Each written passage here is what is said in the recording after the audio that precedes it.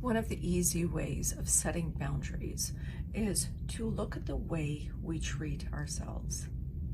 If I'm speaking kindly to myself, if I am very protective of the words that goes into my head and my body, the thoughts I think of, what I read, I'm careful with the energies that comes towards me. Because I know how it feels, I allow only good, powerful energies to come towards me.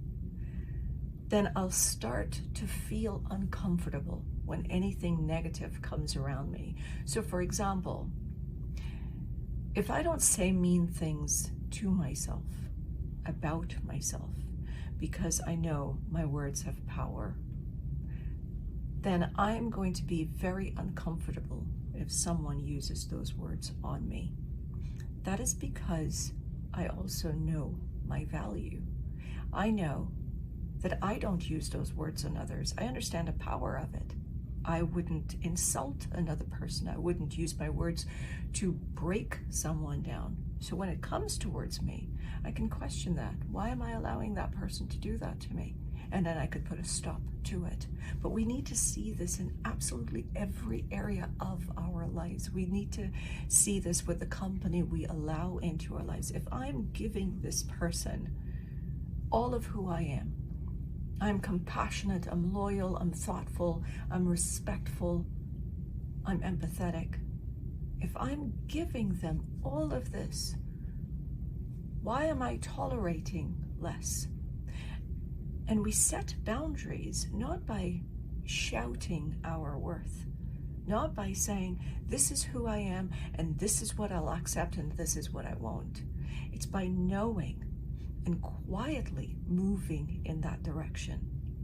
Quietly saying, you don't get to say this to me. You don't get to treat me this way. Quietly, there's no shouting to it. There's only shouting when we don't quite believe it. But when we start to know who we are, we speak less and move more.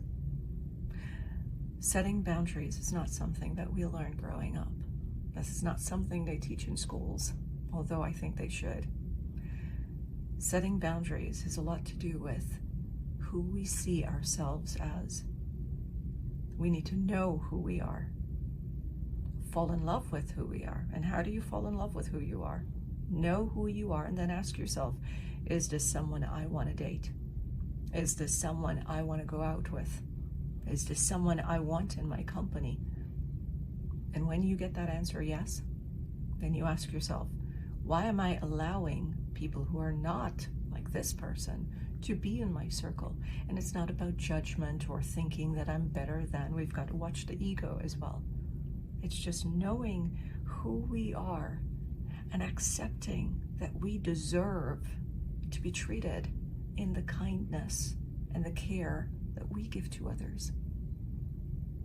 And from that space, when you know all of these things about yourself, from that space, you'll be able to say, I am choosing to give you some of my time, because my time is attached to the person I am and I value me.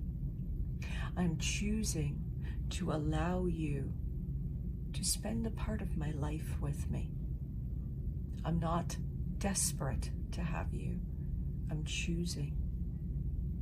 And I know this is not something you have to say. This is something you just have to know, that you are such a light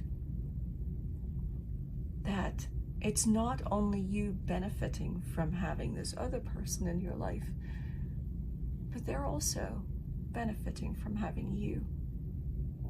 I hope this helps.